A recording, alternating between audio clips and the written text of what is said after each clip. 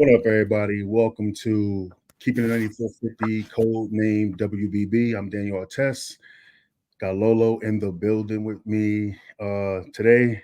Gonna have a nice little show. We're talking power rankings and some of the WNBA Monday activities and everything. So, Lauren, what's going on? How you doing? What's up? Happy Monday. Happy Monday. It has been a very exhausting Monday on social media today. And we're going to talk about it. So, yes, we were just here yesterday, but we're back to talk more women's basketball because apparently that's the hot topic now. Yeah, it's definitely the hot topic. And, we're going to give everybody what they want, man. Like I said before, to the new audience to women's basketball, just letting y'all know that I know y'all have y'all opinions upon coming into this genre of basketball, which is women's basketball, but to let y'all know that hey, we here to kind of educate. We're not here to really hold your hand or whatever, but just hope that y'all enjoy the show, what we're about to bring to y'all, talking power rankings and the other stuff that goes on around. So, but before we do that, let's do the business real quick. Don't forget to follow this podcast on Apple and Spotify, wherever you get your content at. Don't forget to follow us on YouTube as well. Twitter, Instagram, 9450. Yeah, there we go, right there. Thank you, K Dot. Follow us on Twitter at the 9450, on Instagram at the 9450 underscore, on TikTok at the 9450 underscore, as well as YouTube at the 9450. Also, don't forget to hit up our sponsor, SeatGeek. Use our code, the 9450, $20 off on anything you want to do regarding, you want to go to basketball games, you want to go to concerts, wherever. SeatGeek got you covered. And also, Welsh Mode Coffee. Experience the journey of Welsh Mode Coffee. Each cup offers a taste of adventure crafted by our diversity-led team committed to inclusivity and premium flavors. Join us for a delightful ride through life moments, celebrating, exploring, and moving with the boldest brews around. Go Welsh Mode, www.welshmodecoffee.com. Mad sponsorships at the beginning, feeling like Joe Rogan right now. We don't got Joe Rogan money, though, baby. Not yet. Not yet, yo. Not yet. Speaking to existence, though, I'm excited. Absolutely. But look, that's why I say yet. Yeah, yet. Emphasis on yet. We're gonna make sure we have it. So, shout out to everybody in the chat. Felicia, what's going on? We got text winner comment section in the building as well. Out of Bounds Sports Podcast. That's Corey covering Codename Aces, as well as officially covering Codename Wings. I had to do a little bit of putting a little bit of pressure on some of these organizations to give us some of this access and everything. So we got that locked down. So let's get right into it with our actually not before we get into our power rankings, Lo. You want to talk about yesterday's games? Like, it was all blowouts pretty much. It wasn't nothing like worth speaking about, but I guess we could still kind of talk about it. I mean, to be honest, I didn't watch an entire game because it was just blown out. Like, it was just a blowout. It was bad basketball on yesterday. It didn't interest me at all, actually, to be honest. Yeah, it was bad eats. You know what I'm saying? It was definitely bad eats and stuff. But like I said, we here for the power rankings. I'm just pulling up all this stuff right now. I don't know why my computer been acting so slow lately. So just bear with me as I get everything on the board so we can get into these power rankings real quick. I can tell because you're like delayed a little bit, so I can tell your computer is operating off of Metro PCS. Yeah, definitely Getro, baby. Definitely Getro right now. You know what I'm saying? Sometimes you got to probably, pay the bills a little bit around here in these parts and stuff. But just tell everybody, give everybody like another your opinion on stuff that's going down on this show today while I pull this stuff up real quick. Without going into detail, I mean, it's not really much for me to say. So I'm gonna just hop into the power rankings. So for this week 3, going into this week, clearly at number 1, I think it's kind of unanimous. Everyone should know that it's Connecticut, the Connecticut Sun. They're 8-0. The only team that is undefeated still in the WNBA. They had a scare this week playing against the Wings. However, they pulled through and got the W. What more can we say about Connecticut? We kind of said it yesterday in regards to they are already in playoff form. Like they are just playing good basketball. I didn't think that they would come together this quickly and make it work, but Bree Jones hasn't missed a step. She just fit right back into the team. As we said, Dejanay has also, been playing well. You know what you're going to get from DB, and you also know what you're going to get from Alyssa Thomas. So, I mean, to me, that's a no-brainer. Like, I don't think anyone can really have a rebuttal with the number one being Connecticut's son. Yeah. I mean, it's a foregone conclusion. They're playing elite basketball. They're playing together. They're really, locked in on their schemes and everything. Like Connecticut is, really, really, really, really doing anything. I mean, obviously, listen, we all know that Connecticut was good, but we really didn't see them, doing this, starting out the season 8-0, which is the 7th highest start in WNBA history, which I need to know what's the number one start in WNBA history. If you 8-0 and this is the 7th best start, number one gotta be crazy. What was number one, like 20-0? Wasn't number one the Aces? Or no? I don't know. That's a great question. Anybody in the chat, just let us know what's going on with that. What was the best start in WNBA history? What you got? Number 2, we got the Minnesota Lynx at 6-2. Last week they was at 2. Pretty much, not a lot of movement, but with the Minnesota Lynx, they had a great weekend. I mean, a great week of basketball. Hold on. I'm gonna interject really quickly. It was the Lynx in 2016. They started 13-0, and then before that, it was LA. They started 11-0. Okay. Wow. Okay. Well, chat. Can Connecticut catch them? Can they win 5 more games in a row? Like what's up next for them? Can they get the record? Can they get the 14 straight wins?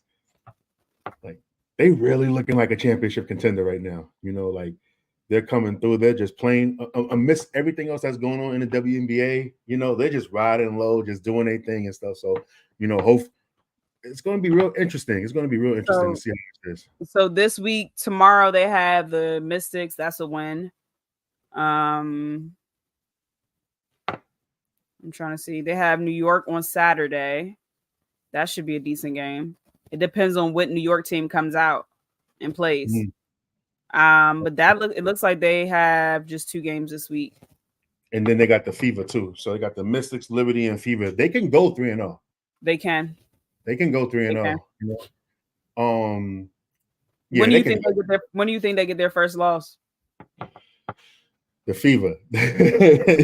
Now just playing. That would be wild though. Listen, crazier things. Basketball's a game of runs. Crazier things have happened. Crazier things that happen. You know what I'm saying? But nah, I don't know when they're going to get their first loss. Maybe when they play the Aces or something down the line somewhere. They're not going to. I feel like they're going to beat the Liberty because, as K-Dot say, the Liberty has this R&B group called the Stonefoot Divas. And that's Sabrina Ionescu and Courtney Vandersloot on that perimeter in the game at the same times on the perimeter, just guarding these athletes, man. It's horrible. So I just don't feel like New York, as good as they are, they have some fatal flaws in that backcourt that gotta be addressed, or else they're going to be, on the outside looking in because it look like look what Connecticut is doing right now. It look like they're going to make some noise. Minnesota. What you're about to talk about now, they looking really good and stuff. So, New York got some questions that need to be answered ASAP. Yeah, and it's just, we're going to touch more on them, but it's just interesting because the thing that was their Achilles heels last year was not having good guard play. And they went through the all season and in the summertime and didn't go get a guard. I just don't understand it. It doesn't make sense to me. If that was the main issue last year, why are we not addressing this year? Sloot is another year older. Sabrina is looking good though, but we'll talk about them. And Darius, listen, I'm not trying to do personal attacks on your team or Sloot, but it is what it is. It is what it is.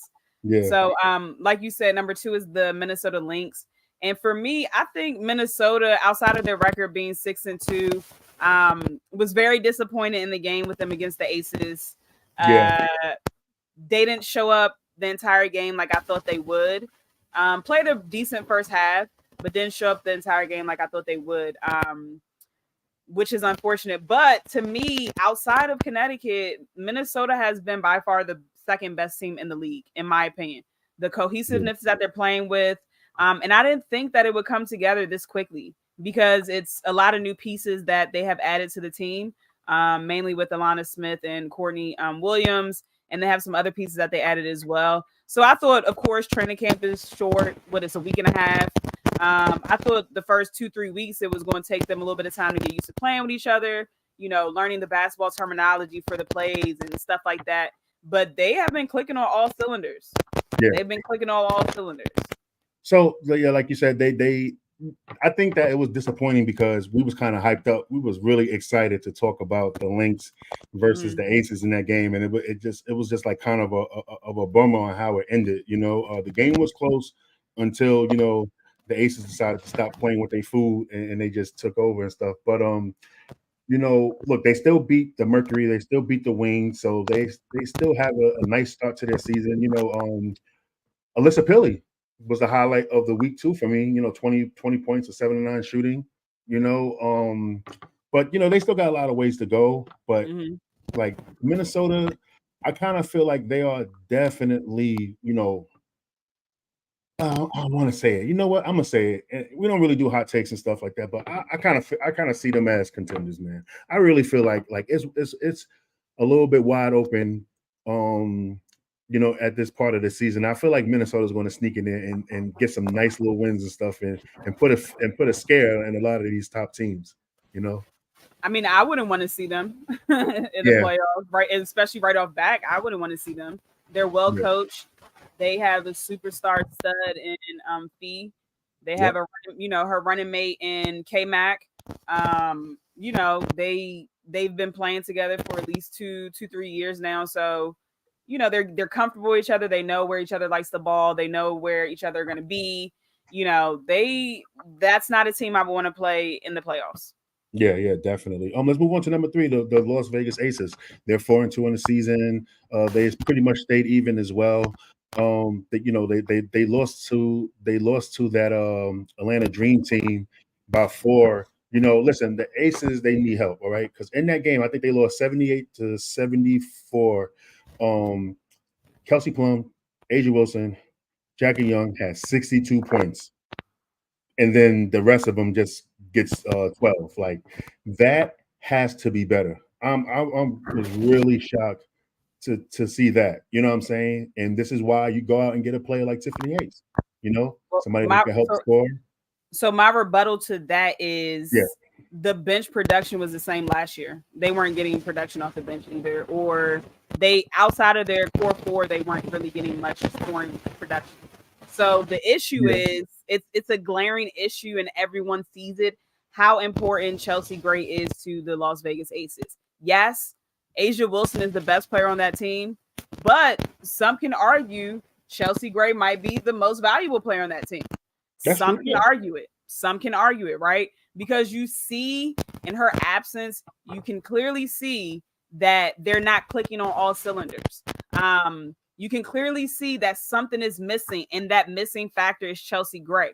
And it's not just because Chelsea Gray organizes the offense, gets everyone in the places that they're supposed to be, but when Chelsea Gray can't get Jackie the ball, or can't get Asia the ball, or can't get KP the ball, what does she do? She will hit her patent mid-range shot, or she'll, shoot a 3. So my point is that, like, yes, we know her playmaking abilities. Yes, we know her bag is extensive, but what they're really missing is her intellect out there, her basketball IQ to know, hey, now it's time for me to turn up. I'm not passing the ball. I'm not playmaking right now. It's time for me to turn up because we need a bucket. And they don't have that with her without her playing right now. Like I said yesterday, I think that her injury is a lot more serious than they're leading onto because she's been injured since the end of last season. It's been how long now? Over 6 to 7 months, right? Of her not having any basketball activity in regards to like competitively playing 5-on-5. So if you guys remember correctly, She also, when they zoomed in on her when she got injured in the final, she said, "I felt a pop."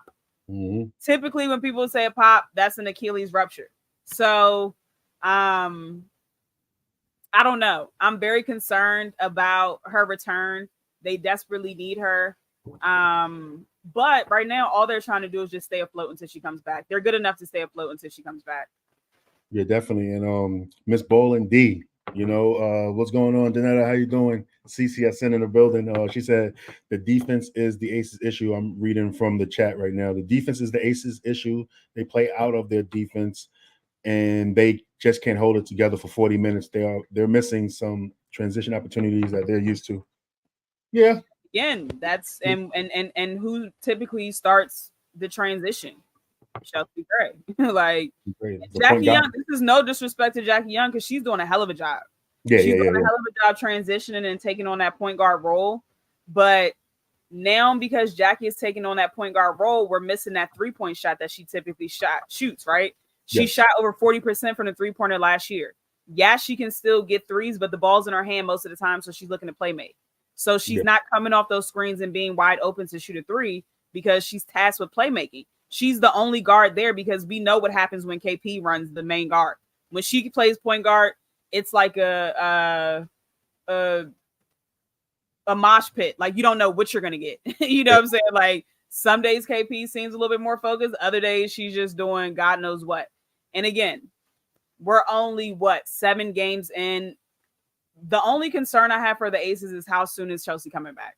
Because once she comes back, I have no concerns. Yeah, I have no concerns. And then they're on a mission. They're on a mission, and they know what they need to do to get there. Yeah, and then obviously you add in Tiffany Hayes to that. That's going to be crazy. That's a crazy dynamic right there. So it's going to be very interesting. Danielle Joyner said the Waller video messed KP up. Oh, here we go, man. Listen, that song is Lauren got on me. Listen, you over here talking about he gonna text the group chat. The song ain't that bad. I'm like, what the hell was you listening to? Because that was trash. Listen, I listened to my brother rap, okay? So everything is good to me. Well, that's a fact. Meta, stick to defending. Come on, brother. Come on, brother. The song, like Darren, I don't know, like we really have to start studying NFL players' brains, honestly, because CTE was really kicking his ass, like straight up. Like that song and video, like just be happy with the gift that God gave you and being able to play football at a professional level where you're making an enormous amount of money. Please leave the artistic stuff to others that are actually talented. Song was trash, bro. Trash. I can't believe you wasted money to put that out. He's not coming on the podcast either, I guess. That's fine. Too unstable for me. Well, now you talk about retiring and stuff. Man, he's gone through it, man. He's down bad, man. You know what I'm saying? It's a bad time for men right now. From hoops opinions and all of the other crazy stuff that's going on, it's a bad time for us. I think it just further solidifies that, like, God or whoever people want to believe in just made women way more superior. I think that's just what it is. But we can move on. Number 4 is the New York Liberty. Number 4 is the New York Liberty. They are 7-2. Honestly, I struggle going back and forth with the Liberty and Seattle because New York is winning games, but it looks bad. It's ugly basketball. It just looks bad. To be honest with you, I think as a team that has been together, their core group has been together playing last year. They made it to the finals. I think that they should look a lot better at this point in the season. I know it's early, but it's not a lot of new people or moving parts for them. Like they're one of the teams that came back with their same core. So it's just, they play with their food. It's funny because, like I said, I literally tweeted when they were up like 14 or 15 against Phoenix. I was like, I guarantee you that the Liberty are going to play with their food. And they did exactly that, making it a closer game than it needs to be. Yes, they got the win. And essentially that is all that matters. But they cannot play like this against better teams than, of course, Phoenix Mercury. Crazy thing about this Liberty, right? This Liberty team, and I know everybody's probably tripping like, "Oh my God, y'all got them at 4," but we go by a strength of schedule for each week. Mm-hmm. So their schedule was kind of weak, even though they did go 3-0. One of those wins was against the lowly Fever, and it's funny too. Like they're and struggling. They played the Mystics too. And they play the Mystics. Yeah, like that's like playing against us. I think we'll put up a bigger fight than the Mystics. I can't believe they're 0-8. I don't want. Nah, I'm not gonna be disrespectful like that. We not putting a bigger fight. I'm not gonna. Nope. Y'all heard he said that, not me. Because I know once I run up and down that court 3 times, I'm gonna need an inhaler, and I don't even got asthma. You done? Dunzo. Dunzo. Check me out at the end of the summer. But right now, as of today, whatever today, June 3rd. Oh, I got about 3 sprints in me up and down, and somebody hand me an inhaler or a CPAP. Okay. Nah, but against the Fever though, they had their best shooting performance, but it's like they played the Fever, to be honest. So I'm not going to really count it and stuff. So this ranking with them being 4 is just more of the jury is out type of ranking. So that's why we had them at 4. But I also want to say before we move on from them real quick, I want to say that Benijah Laney is the X factor, and I said this last year as well. When she scores 13 points or more, they typically win the game. Mm-hmm. She's their best perimeter defender. When she gets going and is getting looks and shots early, I like when they played that style. Stewie has still been struggling, which is very odd because she struggled literally through the entire playoffs and is starting the year struggling. She doesn't look in MVP form. Do I think that she'll play better as the year progresses? Absolutely. But she looks really bad right now.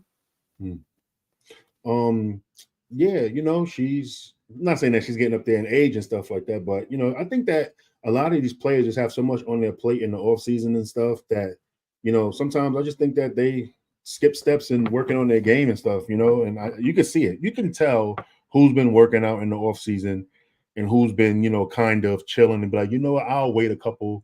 I'm not going to start early like they normally do. I'm gonna wait a month or 2 and stuff. And that's what it looks like with Stewie, that she's like a month or 2 behind schedule and stuff. So I guess also when you get to this level of your career, you kind of know your body, you kind of know when to ramp it up and everything. So that's why we kind of got them at the fourth spot. The Liberty, like, sometimes it looks really good, and then sometimes it looks really good, but it's fool's gold. You know what I'm saying? Like, I just want to see the Liberty against all the top talent. I don't care who else they play against. Like, they're supposed to be contenders. I really just want to see them against the teams that they're trying to get past, for the championship and everything. So that's pretty much for me with the Liberty. And then before we move on real quick, I know I was talking about Benijah, but just wanted to shout her out for reaching 2,000 points. That's a lot for, someone that got drafted in the second round. So shout out to her. Yeah, definitely. Shout out to her. Like you said, that how many people scored 2,000 career points that was drafted in the second? I gotta look that up. I don't know. Yeah, look that up. Okay. Me and K-Dot was talking about that too. But I know that she's not the only one, but I know that the list is probably small, Like Benijah is an amazing talent. Just being drafted for what she was drafted from, being an all-star, and just like how her career panned out, it's kind of dope. Like if you ask her, she'll probably be like, "I ain't think I was going to be here at this point," and everything. So really, really salute to her, and I've really been enjoying her game and stuff. Absolutely. Right. Number 5, we got the Seattle Storm, our first team to move up. They moved up 4 spots. They was 9th last week. Now they're 5th. They had 2 wins. Skylar Diggins-Smith is playing good over the last 3 games, averaging 15 points and shot 50% or better in 3 consecutive games. So the Storm, I like them. So I don't have an issue with them and stuff, especially at this ranking right here. We had to, because they really play very well. I mean, they were 4-0 for the week. And like you said, I think it all kind of started when Skylar got back into her bag. She's 5th right now in assists, averaging 6.1 assists per game. But I think we all knew that they were eventually going to click at some point in time. They have far too much talent on that roster to not do it. They needed to get healthy, number 1, and they needed the chemistry. They needed more reps, more playtime. As we say, and as we stated ad nauseum on this podcast, the training camp period for the WNBA is completely different than the NBA. It's a very, very short period for these teams to try to, put plays in for the, put plays in, teach the newcomers the jargon or the language used for like the play calls and stuff like that. So it takes time for three essentially superstars. It takes time for them to figure out where each other wants the ball, figure out how to play and mesh with one another. And I think we're seeing that right now. And yes, they shot. NECA is shooting 64%. NECA's playing well. I mean, was off to a rocky start initially, but playing well. And NECA is just the ultimate professional. She doesn't do too much. She just goes out there and hoops and hoops well. So I think that even still, they on a 4-game win streak, and I feel like up until this point, Jewell Loyd really hasn't like had that Jewell Loyd season yet. And so imagine when Jewell Loyd really gets into her Birkin and it really starts working, because Jewell hasn't gotten there yet. And when she does, it's going to be a sight to see. Like, they're going to be a fun team to watch as the season progresses. Yeah, we definitely didn't really see the Jewell. You know what I'm saying? We didn't see Not yet. Not yet at all. Veteran, like I said about Stewie, just figuring a way out through. And it's coming. But listen, at least we know that this team can perform well without her. So that's also saying something too. So when she does come on, yes, it's going to be scary hours. I think that when Jewell comes on and they string more wins together, that the Seattle Storm will be the first team to break into the top 4. Somebody's getting bumped down. So Yeah. that's my opinion on that one. Let's move on to the Atlanta Dream, aka the inconsistent team. Inconsistent. This team is always inconsistent. They can beat a powerhouse, and then they can lose and not even score and just barely break the 50-point mark like they did against Connecticut. Go from the aces, then you beat Connecticut. Right. Atlanta has so much talent though, man. But I know what you're going to say, and I'm going to let you have it and stuff, but what am I going to say? It's the coach. That Coach Wright might have to get the Timberland boot out of there, or in your case, the Nike boots and stuff. But yeah, like the Dream. Listen, I like the Dream. I like what they have and stuff. But yeah, sometimes the leadership, the leaders of women, they don't know how to they don't know how to mix that sauce together and stuff, man. But like Darius said in the chat, don't sleep on Atlanta. Like you're right, you don't sleep on Atlanta, but also sometimes coaching adjustments, man, be kind of iffy, kind of shaky, baby. And that's what Atlanta is, where they are right now and stuff. But listen, they moved up 2 spots from last week, but they don't feel like a threat to me. They look like they just got this spot because everybody else is kind of either staying even or falling. So this is why Atlanta's at where they're at. They're not a threat. Go ahead, Lo. I mean, I think Atlanta, it's fool's gold. They won't be up this high next week. I'm just over them. You guys are saying don't sleep on them. I'll have a damn slumber party because they're not doing anything. They don't look better than last year. I just don't see the vision. I don't understand the lineups. I don't understand.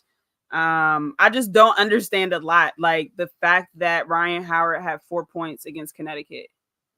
Like, what? I'm confused. Like, why are we not running more plays for your superstar to get more shots? Like, what exactly are we doing? And she's been a little bit off to start the season. But let's not get it twisted. Ryan is a dog. Ryan Howard can.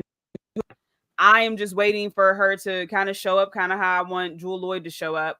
But yeah, Atlanta is essentially, they looked exactly the same to me. They don't do anything for me. They're just a mid team, literally mid in the middle of the pack. And they just don't excite me. They don't do anything for me. I don't really enjoy watching their games, to be honest.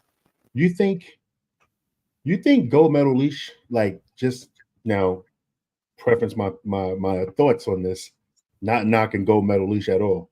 But No, like Hooper. You think that that might make Ryan uncomfortable because she's not having the ball that much, like you think that could be some sort of an issue or whatever? Like that's why her shots look like it's going down. That's why her production is not at the level that where we're seeing her at.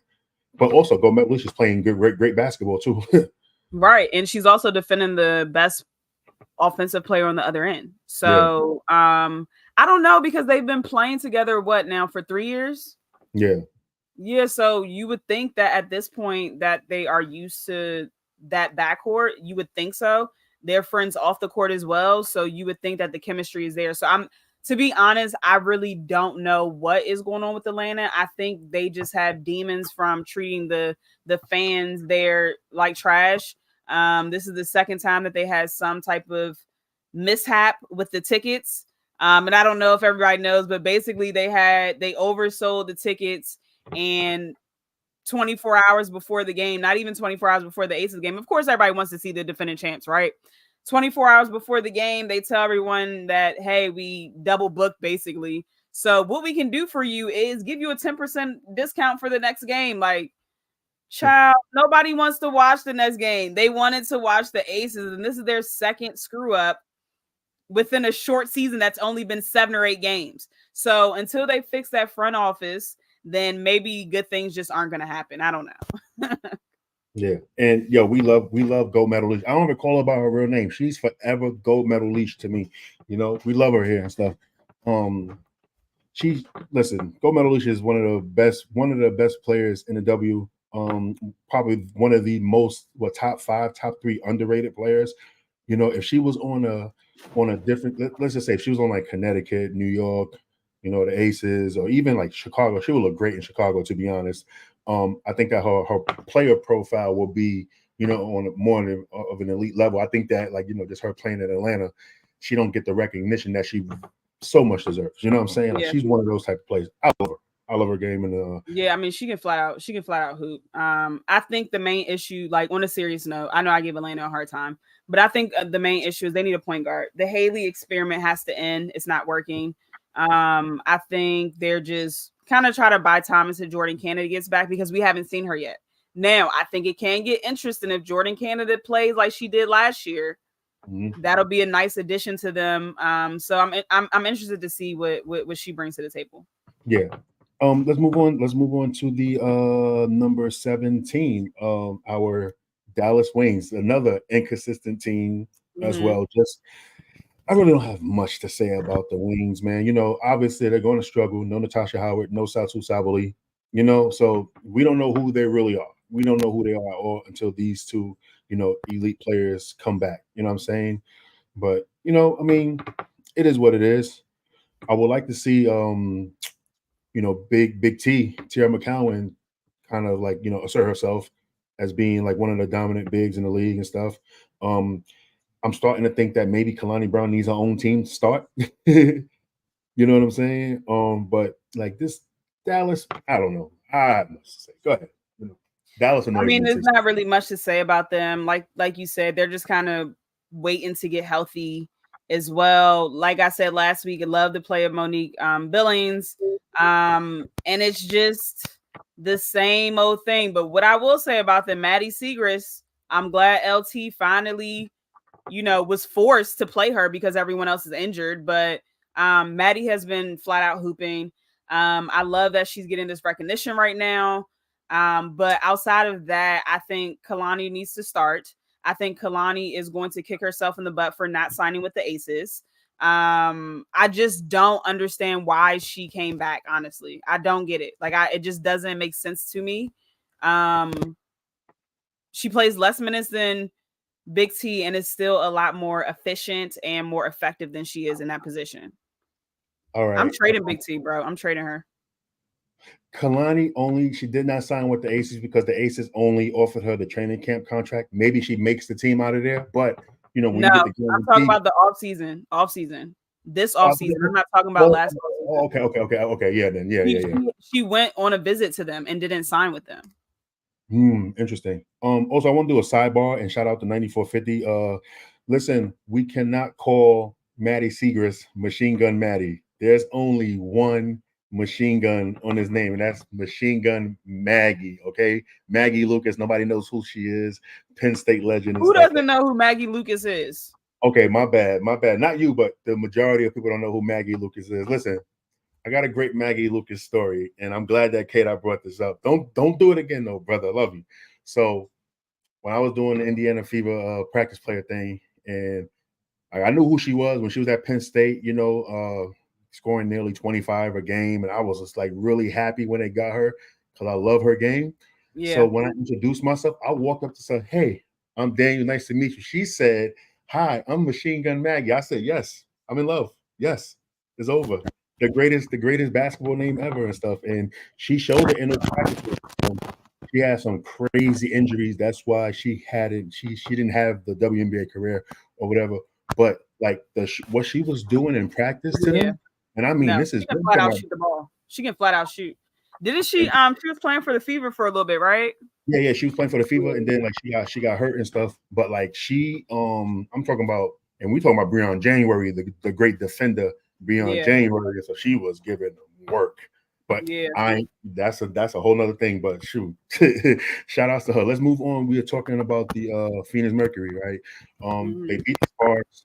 They had a great game against the Sparks, shooting 14 for 29 from three. But they dropped 3 spots from fifth to eighth and stuff, going 4 and 5 on the year. I mean, 4 and 5 on the year so far in the season. Um, listen, Diana Taurasi's, old head, old woman river, still hooping and everything, man. You know what I'm saying? But Phoenix, they still got some ways to go after that nice start to the season. They still got some ways to go. I'm waiting for BG to come back. Hopefully she comes back, and when she does come back, that she's in.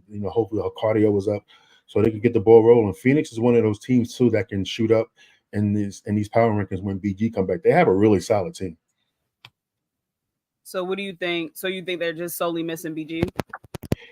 Yeah. Because think about it, man. You have BG and Nick Hopper. You know what I'm saying? Like that's another threat. BG obviously is a post threat, and then you got Khalil when BG's getting that attention, BG's passing it out. Khalil's doing that damage on the perimeter. Obviously DT doing damage on the perimeter too as well, and also one of my favorite players is doing damage on the perimeter. I'm not gonna say no names. Y'all be getting on my case about her, but yeah, I kind of feel like BG is definitely a big piece that's needed and stuff. But shout outs to Natasha Mack, who's been playing well in her absence. Really liking her game too as well. So but Phoenix, they got ways to go. Yeah. Definitely same thing. Just another team waiting for their star to get back due to injury. Um, Diana Taurasi is still doing Diana Taurasi things. Scored 31 points yesterday on 14 shots. 7 for 9 from 3-point range is crazy. Like Diana Taurasi is letting that thing fly, and she is shooting 77% from 3-point range is crazy. Yeah. And I think like in her next interview, like presser, she should just be like, actually, never mind, I'm not gonna say it. Never mind, I'm not gonna say it. All right. Yep. So, because I want them to come on the podcast, so I'm not gonna say it. You know what I'm talking about.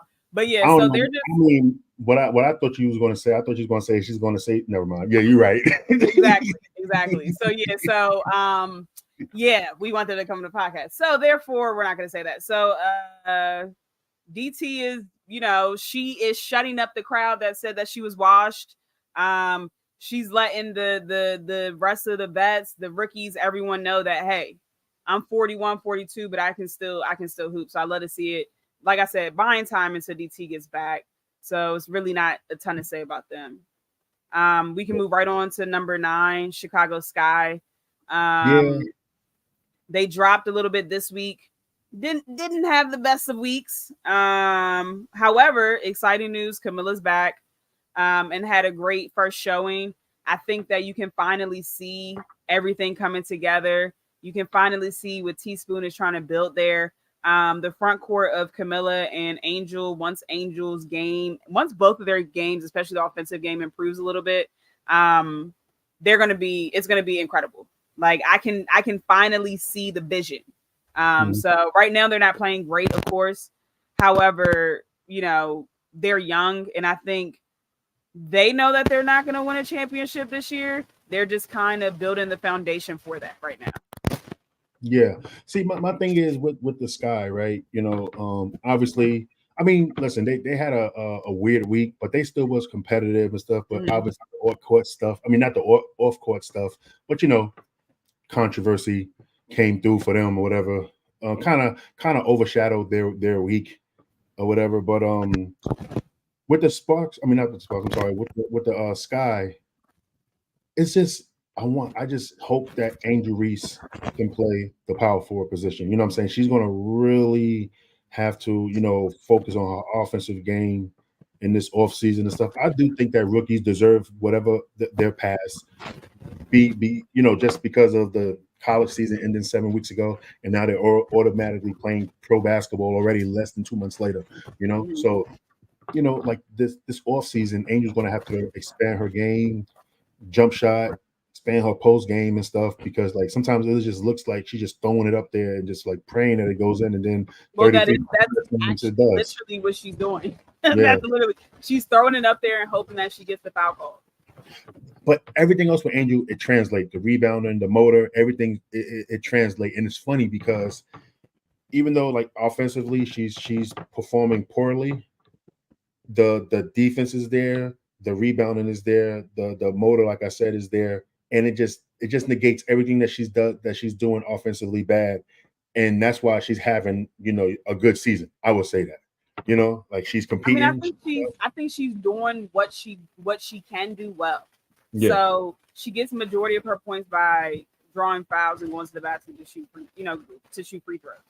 yeah, Um, so that was the same formula in college. She was able to do a little bit more post work in college just because she was a lot stronger than everybody and she could yeah, outjump them. That's not happening in the W, so now she has to develop new skills. And I think she will, actually. I'm very yeah, confident that Angel will be a lot better next year than she is now. I think that she's taking this opportunity to see what parts of her game she needs to work on. And I think that she will be better coming into training camp next year. I think she's going to take it seriously hmm because her offensive bag right now is not going to sustain her in the WNBA for long if it does not get better. yeah, But the thing is, the league should be scared because once Angel gets an offensive bag, she already has the intangibles that you can't teach. She hustles. She has a knack for the ball. She just knows where the ball is at all times. She's just an energy player.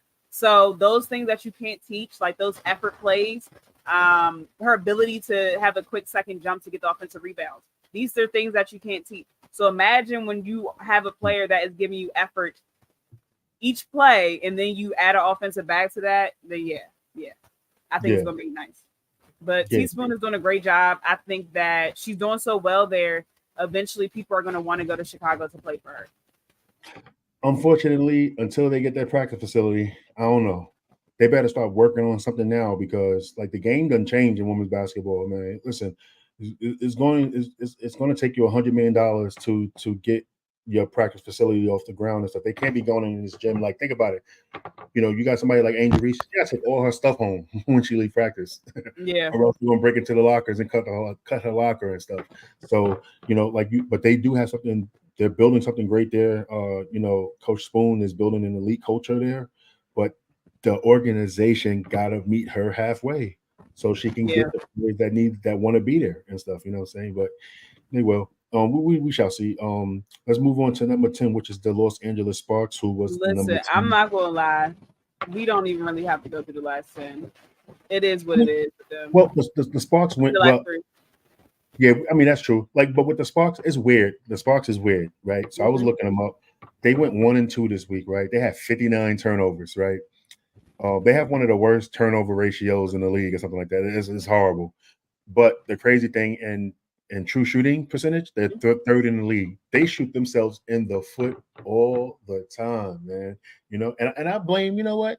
I'm blaming Gilbert Arenas and his gang for coming to the game in them Lexi shirts. You know what I'm saying? They've been horrible ever since like that. You know what I'm saying? They've been bad. I'm blaming the dudes, man. Like I said, it's a bad day to be a dude, man. But the Sparks, you know what I mean? I think, they are who they are. They're a young team. They got some vets, but they're young, and it is what it is. And then we could do the Fever, right? Since we just want to just do all three real quick, get them out the way. The Fever. What else we could say about the Fever? They're just a bad team. You know, coming into this week was thinking 20 wins, y'all. You know what I'm saying? 20 wins, and then Boy, was I wrong. we was wilding. We was wilding and stuff. But you know, hopefully they can get it together and everything. Hopefully they can get it together. You know what though? And I'm gonna say this on the show. I was very high on Erica Wheeler, right? You know, I'm like, oh my gosh, she's a great teammate. You know, we see her at press conference and doing this stuff and shaking the pom poms and everything. Man, her body language on the court be horrible, horrible body language on that court, man. And I'm just like, You ain't yo, the like, only one on that sideline with horrible body language. man, I know, but she's just so demonstrative of everything. There's like I haven't seen her, you know, pull somebody to the side and be like, yo, encouraging. It's just always like, oh my God, what are you doing? And so I'm just like, come on, man. You know what I'm saying? As the vet, one of the seventh highest paid player in the league and stuff, like, come on. You know, you're there to usher in the new era and stuff. And unfortunately, you're probably going to be out and you're probably going to go to a contending team, come off the bench for them or whatever. You know what I'm saying? But, you know, do your job. You know what I mean? It looks bad on TV because every time I see her, it's just like, you know, no encouragement at all, none at all with a veteran. You got your second year player, Leah, just you know, coaching players up and everything, which is kind of wild and stuff. The Mystics. All right, y'all. Hold on Moving real on. quick. I wanted to say something about the fever real quick. K-Dot Yeah. said something in the chat. He said Chrissy's side should be held under a microscope. Fans, let us know. I think that this would be her job is on the cutting board. I mean, her job is on the line. Let's just put it like that. Her job is on the line. I think that she should be held accountable for a lot of the issues that are going on in Indiana. I think that her lineups are awful. I think that her decision making isn't always great. Like yesterday, right? They were down 30. I mean, they were literally down 30. She kept the starters in, and I do understand it is the Commissioner's Cup. So therefore, the point differential does count. However, I am not keeping them in there for them to potentially get hurt. And what happened? Caitlin's ear got hurt or something, and she had to go to the locker room. Aaliyah was limping. Like, what are we doing? Like, why are they in the game? Like, I get the point differential, but y'all not winning the Commissioner's Cup anyway. That's not, you guys can't even win regular season games, so you're not winning the Commissioner's Cup. So why are they still in? Like, it's just decisions like that does not make sense to me. Her job is on the line. She's so worried about coming on Twitter and saying stuff. She needs to be worried about the X's and O's. You know what's crazy? I thought that was a fake page and stuff. I was like, oh snap, that's her for real. I was like, oh my gosh, she's bugging. Oh and no, why did the WNBA doing? find her on that? Because if when Angel didn't show up, they gave her a fine, or when people say things that they don't like them to say, they find them. But a coach and the GM, because Lynn Dunn was on Twitter too. So a coach and a GM is just able to just say whatever. Yeah, all right. Well, were they critical of the referees? Like, you know, like were they outwardly critical of the referees, or was they just criticizing? Chrissy literally said, "How long are we going to let this go on?" Like specifically saying that people are intentionally trying to either injure her or play Caitlin a little bit harder, or whatever the case may be, and added the WNBA. In fact, she literally added them at WNBA. How long are we going to continue to let this go on? Well, it's up to the W to give out the fines and stuff. They didn't fine her, then that's weird. I thought that was a fake. I thought that was a fake one. I didn't even know. I still call her Coach Dunn. I didn't know that Lynn Dunn, you know, was a part of that too. That's crazy. They're pissed over there. Reggie. And why didn't she say something about the fouls against Aaliyah? Yeah, I agree. That's a choice. Yeah, I do think Chrissy sides she's on the hot seat. I just don't think that is as hot as everybody else thinks, because I think that they're gonna give her a legit chance and stuff. But I do think that the hot seat should be hot for her, though. You know, she's not doing a good job and everything. Look, and I know this is a bad comparison, but even if you look at Stephanie White, 2 years, right? She's been coaching for Connecticut the same amount of time, essentially, that Christy has, and it's two different playing fields. Like, she's running circles around her. Yeah. And she got the team when they was on the decline. Kurt rolled out, JJ rolled out, their MVP literally rolled out. Like, she got them when everyone thought Connecticut was going to be trash. Yeah. And then now look at That's a him. good coach. That's how you That's coach. That's a good that's, coach. that's a fact. All right, number 12, Washington Mystics. Still looking for their first win, 0-8. They're gonna be down there for a while. But you know what though? I like Van Loo, yo. Van Loo, what's up? How you doing? Having a great season. Best player on the team right now. I'm just messing. But I don't really have much to say about Washington. They're 0-8. I'm not giving them Yeah, no energy. we tanking for Paige. Yeah, and a raise for Page, baby. In a rage for Paige, and then hopefully we are trash again, and we gonna be doo doo for Juju. do for Juju, you know? Yes, doo doo for Juju. Yeah, I'm with it's crazy. That's crazy. All right. So I guess moving it. on, Now let's get into the meat and potatoes of things. we're gonna try to keep this as short as possible. Lolo, set us off. What's going on? So, not doo doo for Juju. Absolutely. They're already doo doo. But anyway, so as everyone has probably seen, um, all the what is it called? What did you say it's called? What Monday? Messy Monday. Yeah, WNBA Mondays, y'all. Yeah, WNBA Messy Mondays are back. yes, Um, yeah. so much has happened today. Like it is exhausting. I felt like the lady that was sitting on the bench at Popeyes, like just exhausted. Like this discourse, the narratives are the Caitlin Clark stuff. It's literally draining. Like it's exhausting. But again, today it went even further. So on First Take, I don't know who still watches the show, but it's still on TV. Stephen A. Smith and Monica McNutt kind of got into it a little bit. It's the first time I've ever seen Stephen A. Smith be speechless. And so to me, it was several memorable moments from that particular segment. So a few things that stood out to me, and then I'll just say a little bit. We'll just kind of go back and forth. So the first thing I wanted to kind of comment on is this whole jealousy and hating narrative, right? Not only Stephen A. and Shannon are saying this, it's all on social media. People are truly running with this jealousy and hating narrative. And what happens is it makes it seem as if it's an indicator of everyone in the WNBA, and that's not true. I'm not gonna sit here and say no one in the WNBA is hating on Caitlin Clark. I don't know that because I don't know these women, right? And it might be a little bit annoying if a rookie is coming in, getting all this limelight, and you've been busting your ass to put this league on notice for a while, and none of your efforts are being appreciated. And then a rookie comes in, and now all of a sudden everybody's a women's basketball fan, and they're an expert. I can see how that would create a little bit of tension. And if people want to call it jealousy, okay, right? My thing is the people that keep running with this narrative, who are the jealous women? They have not named one person that's jealous. And that's the point I don't like. Show me your work. Show me your facts. Like, how do you know that these people are jealous? You guys are just pulling stuff out of your ass, like, literally just pulling it out and just saying, like, this is what we think. But how? Why?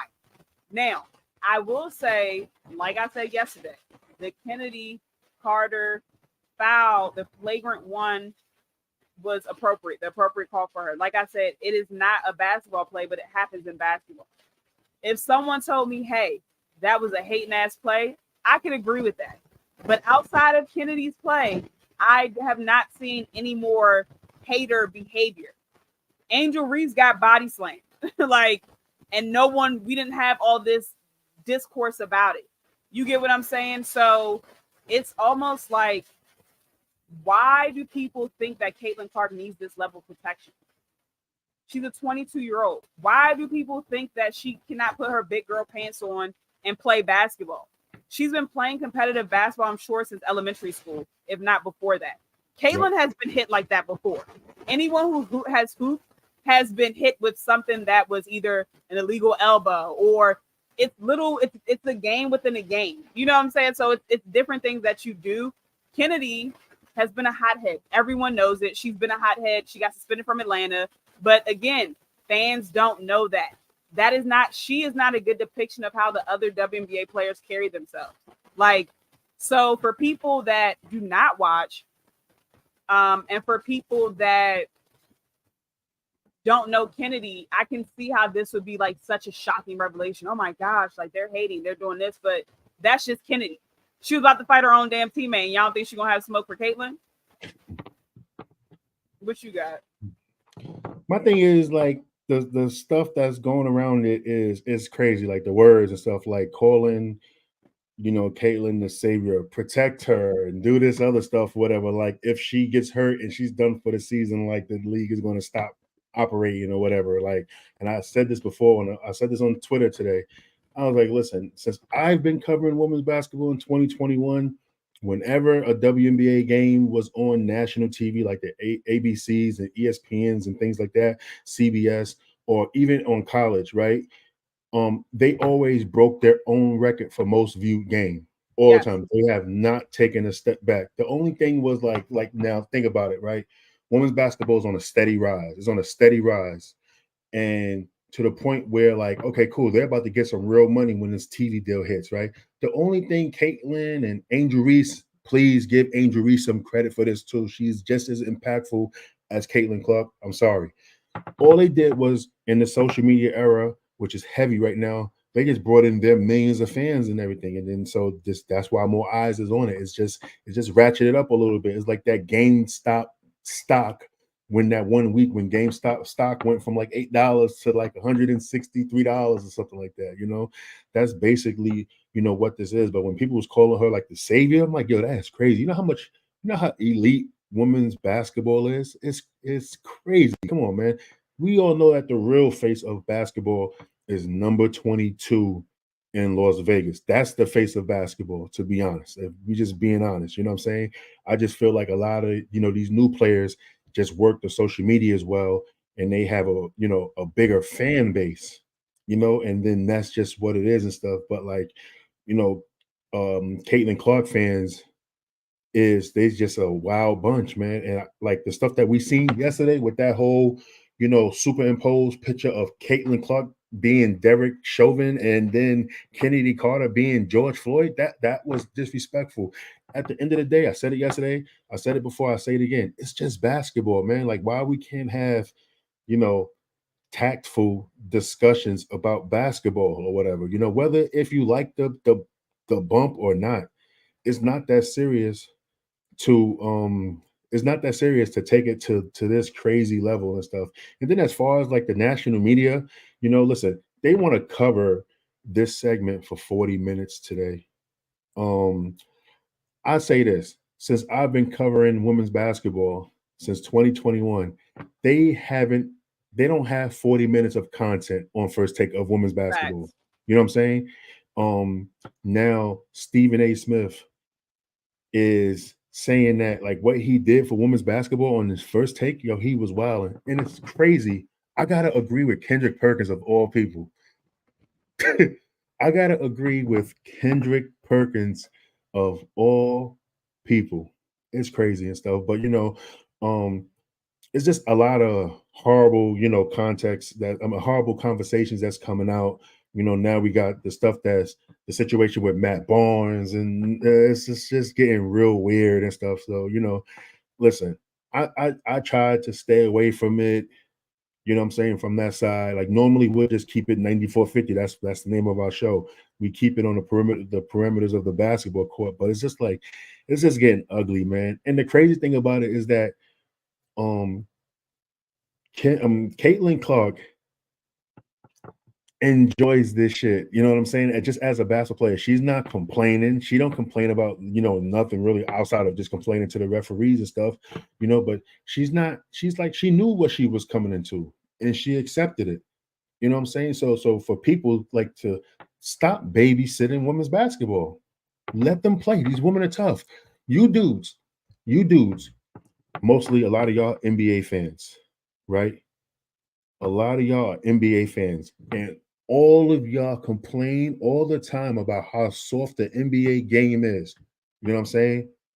Now y'all complaining about how physical women's basketball is. That's crazy, man. I just don't understand it, man. Like what are we doing here? I thought The that y'all math wanted. isn't mathing because It's first not. they wanted us to lower the rims, then they Yeah. wanted us to hoop in lingerie, and now we're being too physical. Like, just it's just so like it's just really exhausted. I know I keep using that exact word, but it really is.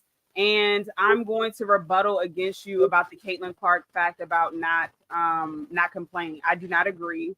I Okay. think that it's very subtle. She says things that are very, very subtle. Yeah. So it wasn't a basketball play, but so she said that during Okay. the in-game presser, and then she went and after the game she said, but I'm not going to complain about it. It is what it is. But you already complained about it. Yeah. Like Okay. you literally already complained. So every 2 seconds on the court, she's pouting, her hands are up.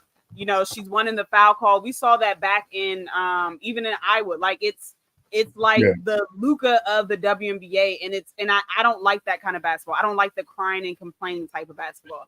And I'm I agree. also going to call Caitlin out because she has an obligation to her teammates, an obligation to protect them. And I don't believe her when she says she does not use social media. She's 22. What 22-year-old doesn't use social media? Social media makes the world go around now. So she came out and said she doesn't use social media, so she doesn't know what's going on. Caitlin, your boyfriend and your brother were liking negative posts about Angel Reese. You're on social media, sweetie. Stop. When we go to your likes, we can literally see that you like things, which means you're on social media. Yeah. So for her to say that is ridiculous. And I know because since you're on social media, I know you see the bullshit that we've been seeing. I know you see how people have been treating your teammate Aaliyah Boston. I know you see how people have been treating everyone on your team. It takes 2 seconds to denounce it and cut it out. Listen, all you have to do is when you're behind the mic, let them know, hey, I appreciate everyone for watching. Take it easy on my teammates. Like, it's too much. You guys are doing too much. Like, if you're going to be a fan of me, be a fan of them as well. Boom. That's all she has to say. I'm not saying she has to get into the systemic racism, the things about it that are embedded in the WNBA, which is a whole nother conversation. We don't need her to do all that, but we do need her to stand up for her teammates because Aaliyah Boston stands up for her, and people are calling her nigga all on the timeline. Like, why are you not standing up for her? And then people also thought, because I was the first one to say it, if that happened to me, my teammates weren't rocking. Like, we are fighting. Like, we're literally like, it's one band, one sound. Yeah, when no one went over there to help her, it's telling. It's very telling to me, right? And why would you go help when she sees everything that's going on and isn't sticking up for her teammates? You get what I'm saying? So now, initially, I was on the fence about it. I said, you know what? More people are more vocal about stuff. It's not her obligation, but now it is her obligation. Your teammates are being racially targeted. Your teammates are being sent death threats. It's very serious at this point now. Like, you need to step in and do something. You see Angel Reese, when she had her presser today with Kennedy Carter, she's there sticking up for her teammate. She's there like standing 10 toes down. She's there in presser saying, hey, I've been getting death threats. Take it easy on us. She always speaks up when it's needed. And Caitlin doesn't do that. And I don't like that anymore because now it's becoming personal. It's becoming racial. It's literally it's literally affecting these women's lives where they have to shut off their Instagram, delete their Twitter and all that. Like, come on, bro. It's basketball. It is literally basketball. Like, let's keep it basketball. Like, that's my issue. So going back to the whole first take thing, I think outside of Monica McNutt, basically she dunked on his head. I'm sorry. Yeah, outside of her cooking him, was cooking up like she was cooking hibachi. Okay, she was cooking him. First time I've ever heard him be silenced, but a very important part for me in that is when he said, of course, trying to take credit, like you said, for First Take being the main platform to talk about women's sports, but her rebuttal, you had 3 years. 3 years ago, you weren't talking about women's sports on your platform. But now all of a sudden, you know what I'm saying? You want credit for being the one that's talking about women's sports. And of course, I'm paraphrasing this. She didn't say it like that, but she was right. She told him, you know what weight you hold. If you really wanted to champion the WNBA and women's basketball, you would have been talking about it. The only reason you're talking about it now, Steven, is because you know it's a talking point. It's a hot point. It's going to get the ratings up. We're not dumb. Stop playing in our faces. Like, it's not because you enjoy the WNBA or you want to support it or you want it to grow. It's because it's a hot take right now. It's a talking point, and it's going to get you more ratings on probably a failing show. I don't even know how that shit is still on TV, but number one show. It's the number one show.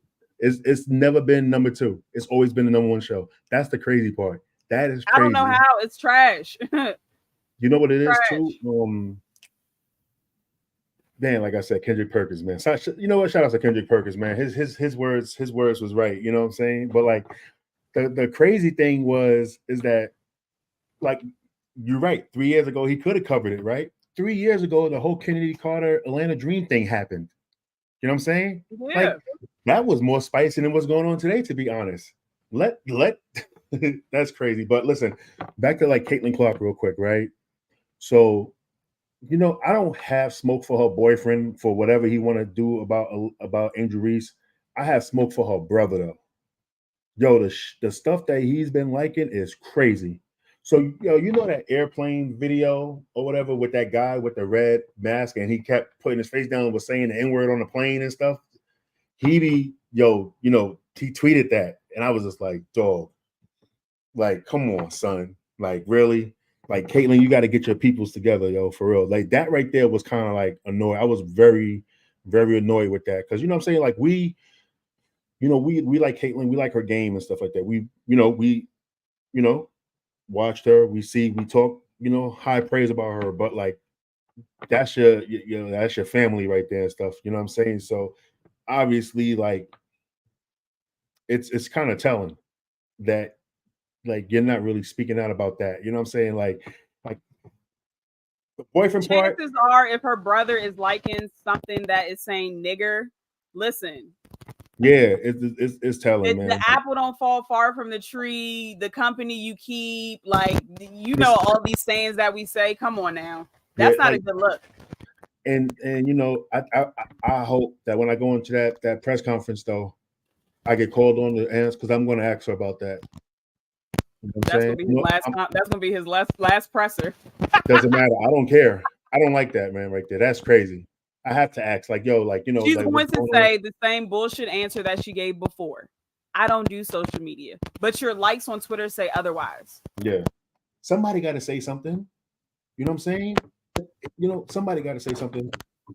Somebody has to say something, about what's going on with this entire situation and stuff. Like, it's crazy, man. Like, like, and this is like, sometimes we like, yeah, we keep it basketball, but we also like to have these type of conversations. Like, if it come across our desk, we talking about it, to be honest. But like, it's because it's a serious moment right here. Like, we support all players and stuff like that. But at the end of the day, as well, like, we still got to stand behind our Black woman and stuff, and that's what we're going to do all the time. You know what I mean? And I'm blackety black. Yes, Martin Low King, black, Martin Low King. Coretta Low Scott. Listen, like Rosa Parks, like, I'm all of that wrapped up in one. As my dad Powell can be Lolan Powell. Well, we're not going to call you Condoleezza Rice. We're not doing that one. That's nah. No. But I also wanted to. Rosa Parks is crazy. Rosa Parks is fire. I like that. Rosa Parks is crazy. But I just wanted to say one more. I just wanted to say, Martin Luther King is crazy. One more point in the whole first take thing. At a point in the conversation, Stephen A. said he resented that he needed to watch every syllable while he was discussing the WNBA. And so Monica McNutt replied and was like, "Welcome to the world of being a woman, Stephen A., and how you have to dance about your word choices and how you have to please everyone and anyone to navigate your being." So glad she said that, because y'all were on Candace Parker and Becky Hammond's ass when they said that Jalen Brunson was a 1A player and small guards like him typically don't win championships. I mean, you would have thought the sky was falling the way that y'all was tweeting them and telling them that they're stupid and telling them that they don't know basketball. But, like, again, it's because they are women. Like I said that when it happened, and the same thing here. So I'm glad that she pointed it out. And I just want to say, like Malcolm X said it the best, the Black woman is the most disrespected in America. The Black woman is the most unappreciated in America. And you know what these fools said when she started talking about the plight of being a woman? She didn't even say Black woman at the time. Yeah. Well, as she's discussing her plight, their rebuttal was literally, well, try being a Black man. Yo, that was insane, man. Like, y'all really want me to go off tonight. Like, because I feel it in my spirit and I'm trying to like calm myself down because I'm really no. You know, I have no problem saying what I want to say, but I know that we are also trying to reach a goal. You know what I'm saying? And so it's just, and that's the crazy part. Hold on, I'm sorry, because you have to go now. And that's the crazy part. If we gotta hold ourselves back to appease other people, then what are we doing? You know what I'm saying? No, it's not even appeasing. It's not a matter of appeasing. So I'd rather lose it all. I'd rather lose it all than gain it all, but lose a piece of what we really are. You know what I'm saying? I mean, absolutely. I'ma just not say it as harsh as I was initially going to say it. So my issue with this is, as a Black woman, I can only speak about my experience, right? I was only born a Black woman. A lot of people don't like this saying when Black women say that we are at the bottom of the totem pole, or that we are the most disrespected. And so if you truly think about the makeup of just Blackness, right? A Black man relies on the Black woman, right? To be his safe space, his confidant, his whatever the case may be. The Black woman has to also tend to the kids, still has to go out and, work full time, handle all the household duties, do all of these things that they have to do. Who does the Black woman lean on? Because some of the Black men are those same Black men that are defending Caitlin Clark to the death of them. Right? So for me, it's just interesting because we have to be the backbone for everyone, but who is our backbone? Right? And so you see this when we bring up our plight, when we say that the world doesn't acknowledge Black women, this is what we're coupled with. We're coupled with and we're approached with, well, what about being a Black man? No one is minimizing your ability no one is minimizing your experience in being a Black man. But if your rebuttal to her talking about her plight as being a Black woman is, oh, well, what about being come on, bro, like hear her out, understand where she's coming from. This league is 85, if not 90% Black women. Like a league that is 90% Black women, and they're pushing for a white girl that just a rookie white girl to be the face of the league is very insulting. I'm gonna just keep it 100. It's very insulting, especially when you have Asia Wilson right there. The resume is there, the talent is there, the look is there, the appeal is there, everything is there. WNBA, do better. Show us that Black women mean something. We built this fucking league. Like, let's be very clear. It would be no league, WNBA, it would be no professional league without Black women.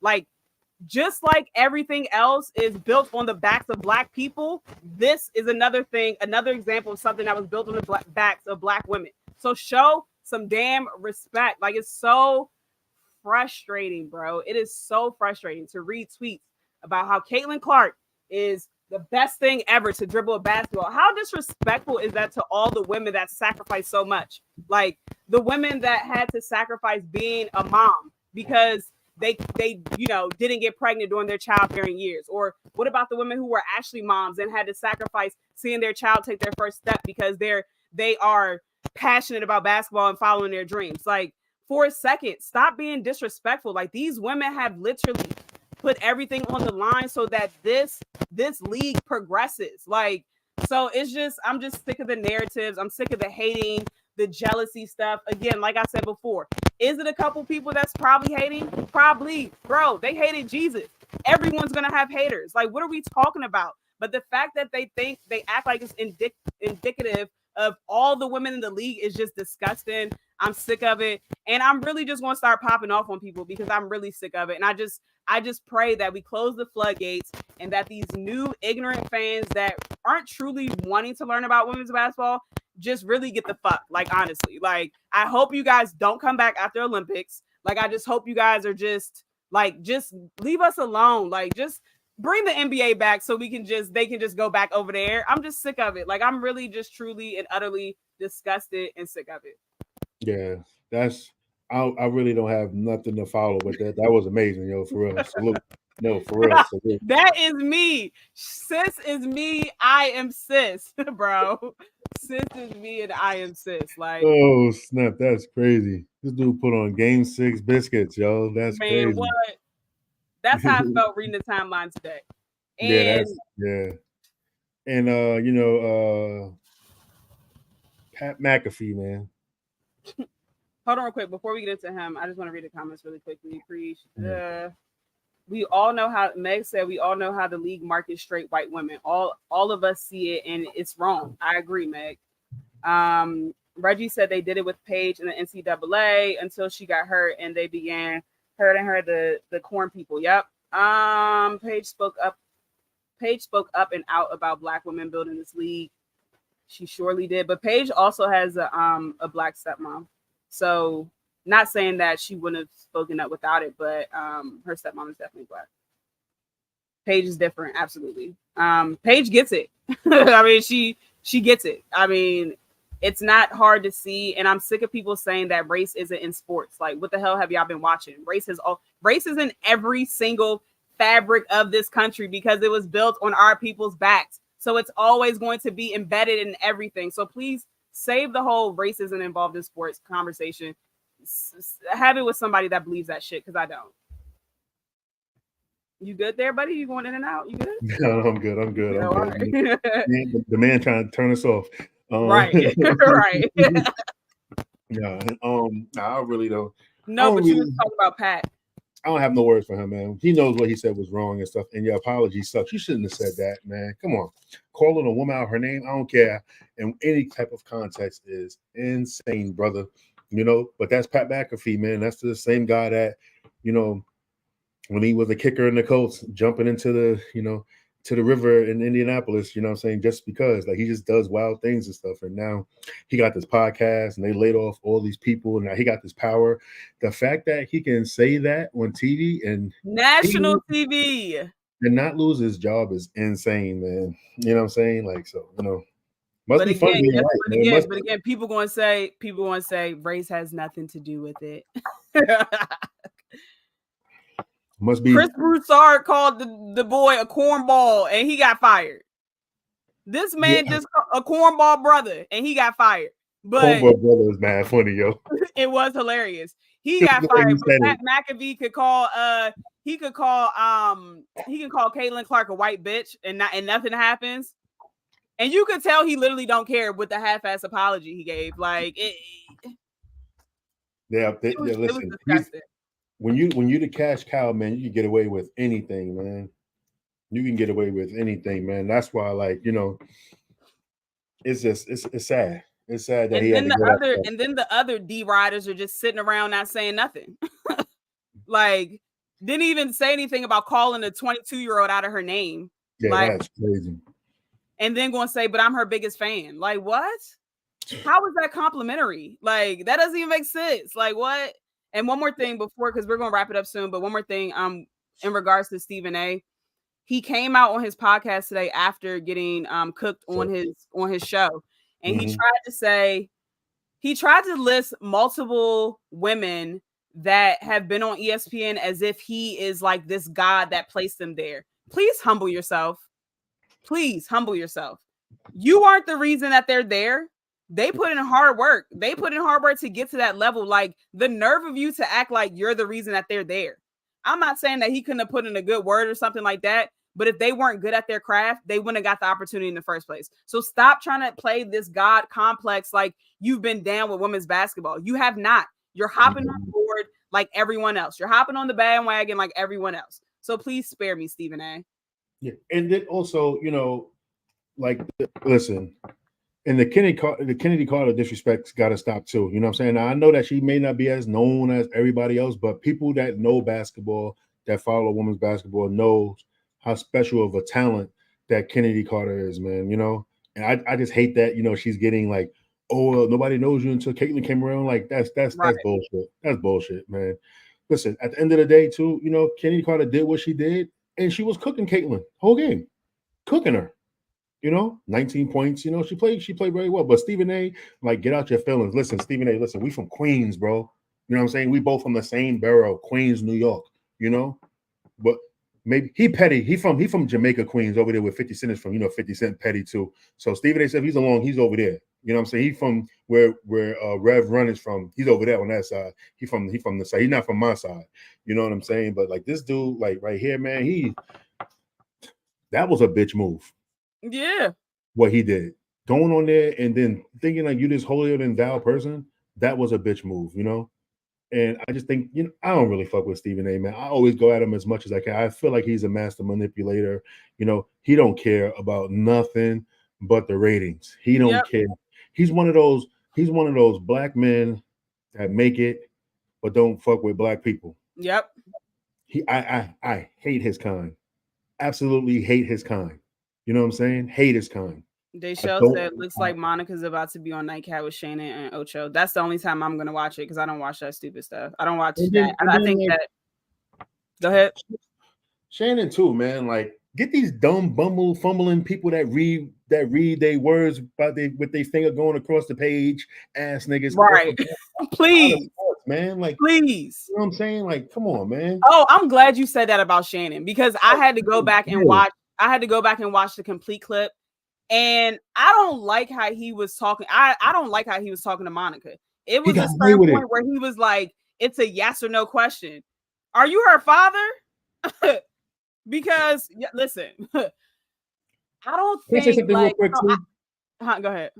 I'm sorry, man. He said, look, Shannon just posted this tune into the nightcap show Of tonight where course, we because they want the ratings. They want the ratings. this is why I say y'all need to support what we're doing right here. Because anybody, they can just come in and do what they want to do and do this when people like myself, Lauren, K-Dot, have been grinding for years trying to make this shit happen. You know what I'm saying?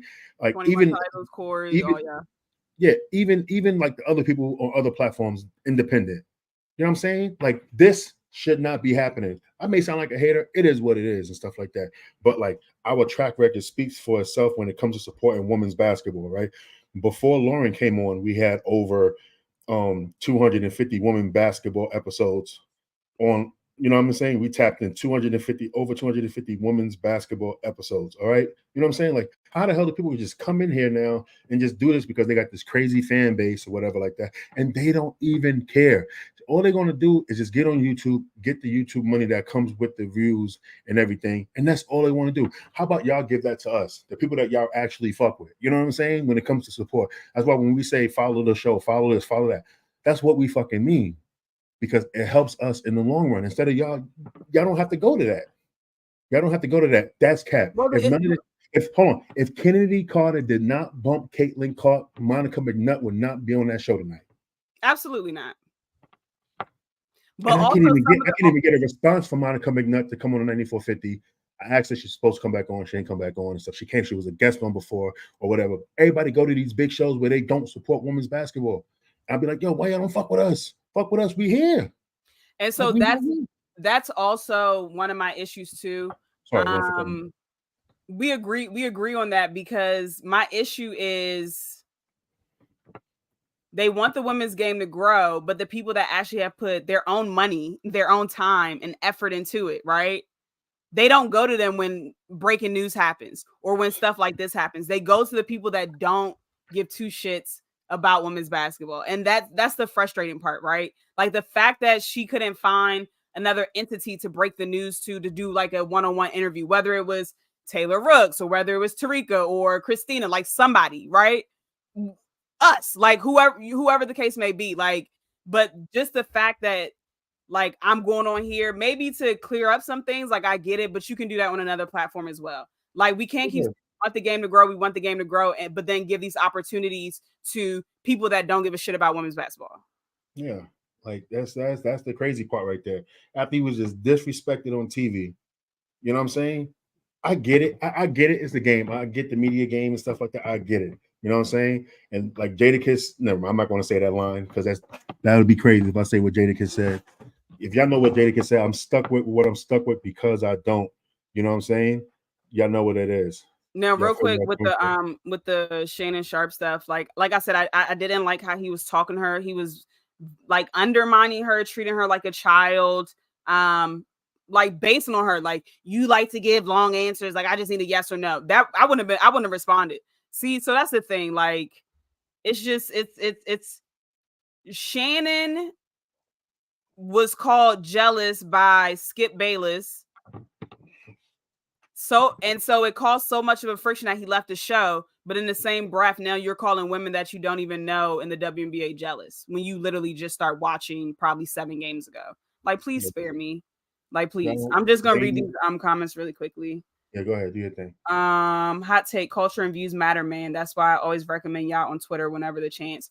Appreciate you, Cameron. Appreciate that.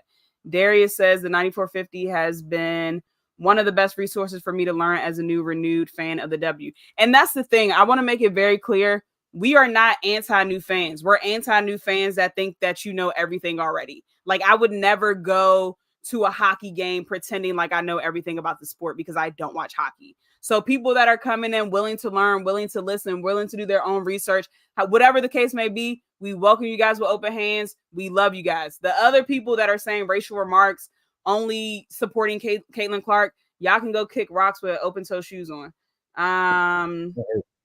Deshell said, check out this comment on the post. All due respect, Shannon, you skipped her by demanding yes or no answers like when Skip told you to put your glasses back on, period. Put your glasses back on.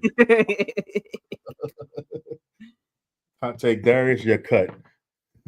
How about that one, Darius? Darius, you be doing too much, brother. Listen, chat. Darius, don't get cussed out tonight. Like, nah.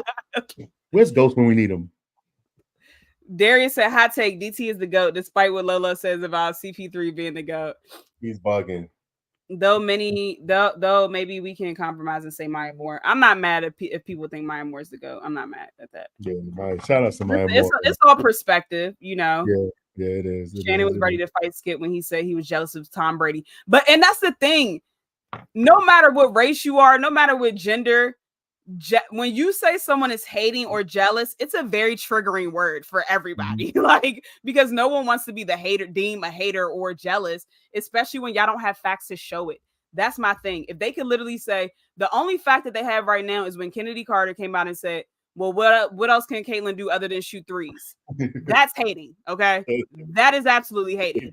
So outside of that, if they use that as like the metric for hating, I'm not mad at that. But for them to just keep throwing out this blanket statement of, oh, they're hating, they're jealous, like it's just simply not true. And it's almost like, what do you want these women to do? Literally pull her pants down and kiss her ass? They already said they're grateful for the things that she brought to the league. So what else are they supposed to do? They are competitors. They are paid to compete. Like, I don't understand why that is so hard. Y'all would never ask men to do this. Did y'all ask LeBron? Did y'all ask them to take it easy on LeBron? He's your meal ticket to help you get more millions of dollars. Y'all didn't. So stop doing that for women. Stop playing with us like we can't fend for ourselves. Just imagine. Remember when that clip came out? Well, you might be young, you know what I'm saying? You know, you young, you was probably like 10. You wasn't my age. I was old head back then too. You know, when LeBron's future teammates on the Cavaliers was like, yo, he's just gonna be a role player, he's just gonna fit in this, that, and the other. Yo, if the FIBA said that, the FIBA player said that about Caitlin, that would have went crazy, yo. You know what I'm saying? And people wanted to see what LeBron was about. And all LeBron did was shut him up, was just play basketball. You know what I'm saying? He played basketball. He talked his shit. When they got physical with him, he got physical back and stuff. You know, I think with Caitlin Clark, that's all she got to do is play basketball. And I think that she has been playing really good basketball despite the turnovers and despite her team losing, which that's why they're losing, because they got the number one pick. When you do the number one pick, it's because you got rewarded for suck. You know what I'm saying? For being trash. And that's just what it is, you know? So, but like I said yesterday, I do like Caitlin Clark because she does compete. She talk her shit, she hit, and she's not no punk. I'll give her that.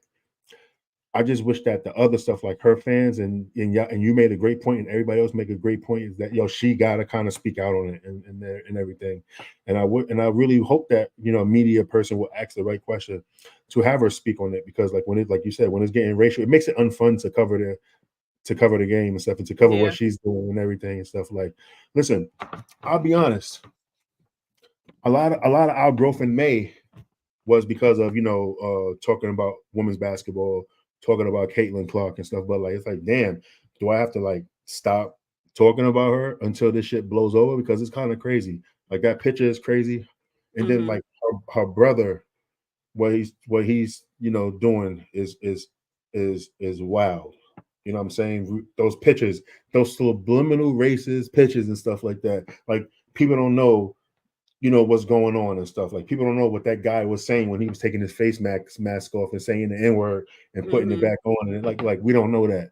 Well, you think that we Right. dumb or something? It's crazy. Right. It's crazy and stuff. And I'm gonna answer Megan's question. Um The only two Spurs fans I know. And then hold on real quick. After this, everyone get your last thoughts in because listen, it's 10:10 and Big yeah, Mama is going to sleep. So I gotta finish packing and stuff, man. Indianapolis is so calling me. yeah. So if you guys have any questions, anything you want to discuss before we roll out, let us know. We got about like 5 more minutes. But go ahead. Yep, with Meg. All right, so Megan has asked me since I'm a Spurs fan, a little quick NBA question. I know y'all talking about women's basketball, but DA, what do you want the Spurs to do in the draft and free agency? Honestly, I'm gonna be honest. I don't follow college basketball, so I don't know who's there to draft. I did watch some games of this other player called Nikola Topic. He's a point guard, 6'6", 6'7" point guard. Um, I like him really, really good. He's young, about 18, 19 years old, but he's really solid. You know what I'm saying? Like a great value type Luca type player and stuff. So I like for them to get I like 12 point guard. So if they can get him at 4, I'm cool with that. At 8, they was talking about somebody named Ron Holland. I think he was in the G League Ignite. But he was the number one player in high school basketball, but he kind of fell off when he got to the G League. So hopefully he still has that potential or whatever. Um, Also, now I don't want DJ Burns. I'm sorry. I don't want him. I like him, lost weight, but nah, he is all good. Um, as far as free agency, I don't want my Spurs to make any trades, man, to be honest. You know what I'm saying? I want them to just stand pat and let's just build through the draft, man. We don't need to swing for the fences and stuff. It's funny Build through because the draft.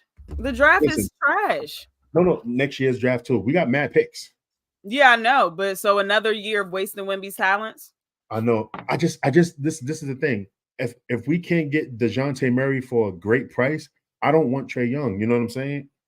That's the thing. I don't want Trey. I don't like small guards.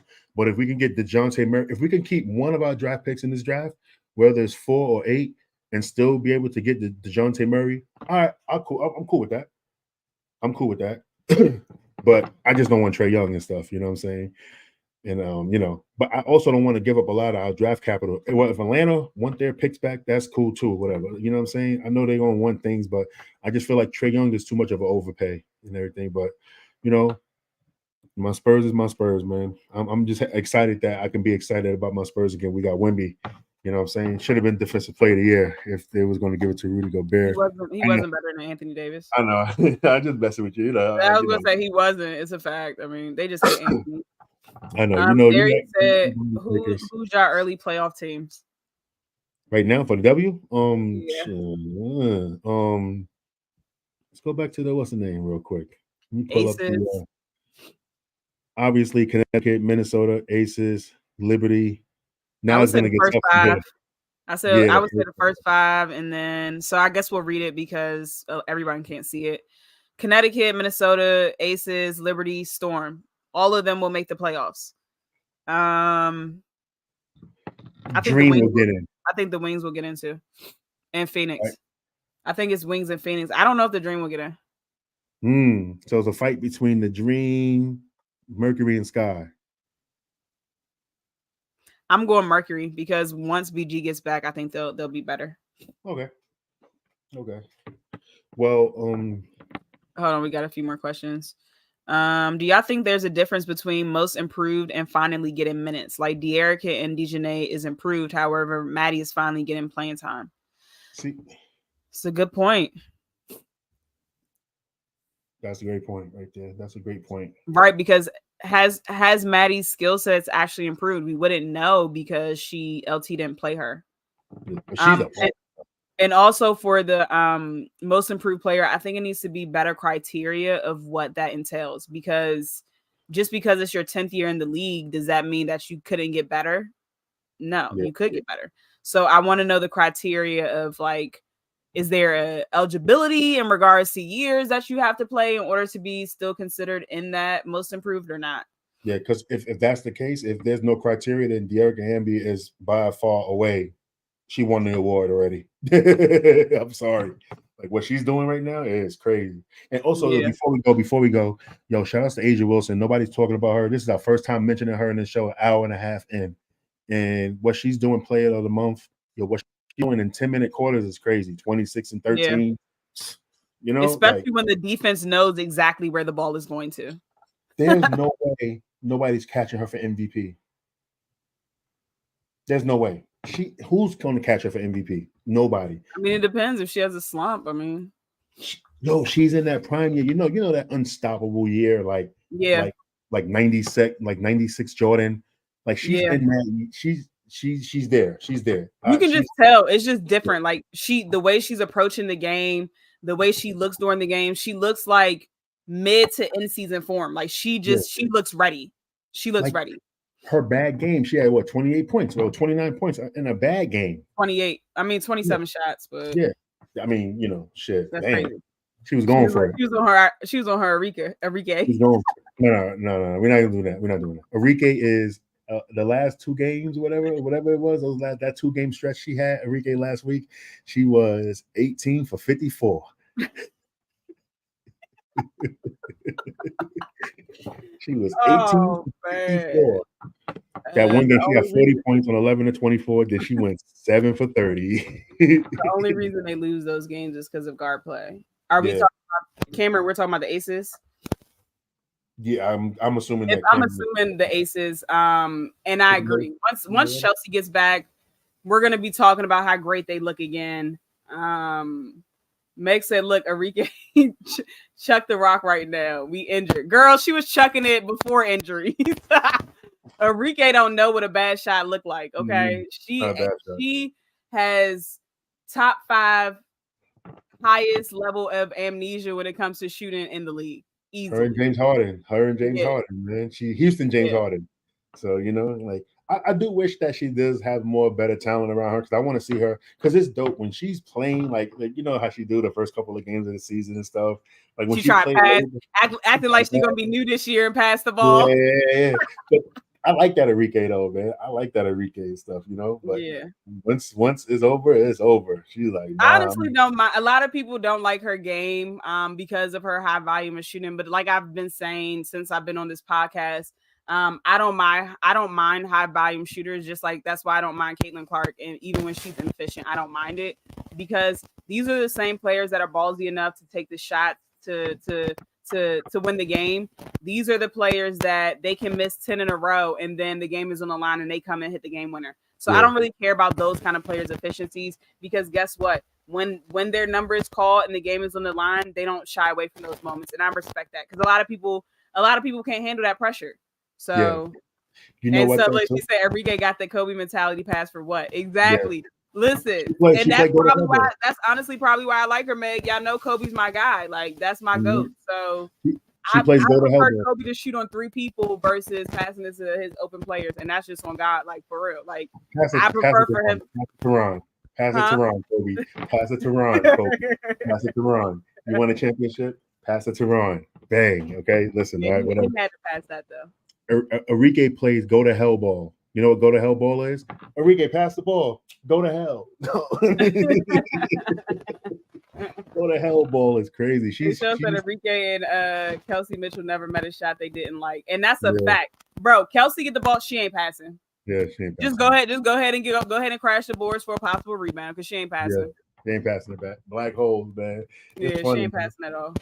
Who's I think they try to move her next year. Yeah. I do think that like the Fever got to get rid of some. I don't know. The Fever, yeah, I think she's going though. She might be on. She might be going. Stuff. All right, well, let's get on out of here, y'all. Thank y'all for listening to Keeping It 9450 Codename WBB. Don't forget to follow us on the Sorry K. My bad. I thought you wasn't there. On Twitter at the 9450, on Instagram at the 9450_. His name is TikTok at the 9450_. Watch Lolo do the hip TikTok dance and everything. And as well, follow us on YouTube at the 9450. We are closing in on that YouTube partnership. Please give us that money by following us and subscribing to our YouTube channel. We need that bread so we don't have to work anymore, and we can make this our life, because I got a daily show that I'm trying to work on and stuff. And, yeah, they show you hear that. It's funny that you tweeted us about y'all just need a daily show, because this man over here has been saying for the last year, we really need a daily show. Like eventually when we get on, we're gonna do a daily show. So we appreciate everyone for tapping in once again. We know y'all just saw our faces last night, but y'all, you guys are just very supportive, and it just motivates us to continue to go. Don't forget to check out SeatGeek, $20 off when you use the code the 9450. Don't forget to check out Welsh Mode Coffee. Don't forget to we greedy. They show Don't forget to subscribe. Take your mom's phone, subscribe. Take your kids' phone, subscribe on YouTube. Take everybody's phone, subscribe. We're just asking for genuine support. That's it. And y'all really hold us down. We appreciate y'all coming and chopping it up with us week after week. And I just don't want it to ever feel like it goes unnoticed. Like, we see you guys, we know that y'all rock with us, and we appreciate it. Yeah, definitely, man. Like we said, y'all could be anywhere, having fun with your family, with your kids and stuff like that, but y'all rocking with us. Definitely appreciate every single one of y'all, man. And we just want to keep it going. So see y'all tomorrow, right, y'all? Daily show is here. We doing it tomorrow. We will be back tomorrow at 8:30. I'm probably the one. I'm the one holding him back because if I told DA, bro, we should have a show every day, he would 100% do it. Yeah, so definitely. We're gonna have one week. We're gonna have some fun one week, man. Maybe we'll do something. Maybe we can trial it. We can trial it 1 week. I'll see what I can do. So we gotta try. It gotta be some good ass games though. Like, that's the thing, man. No blowouts like yesterday. Yesterday was wild. What I mean? Like, when we get happy, then we can't get too happy about games no more and stuff. What I mean? But everybody having an amazing night. We see y'all soon. Love is love. Peace.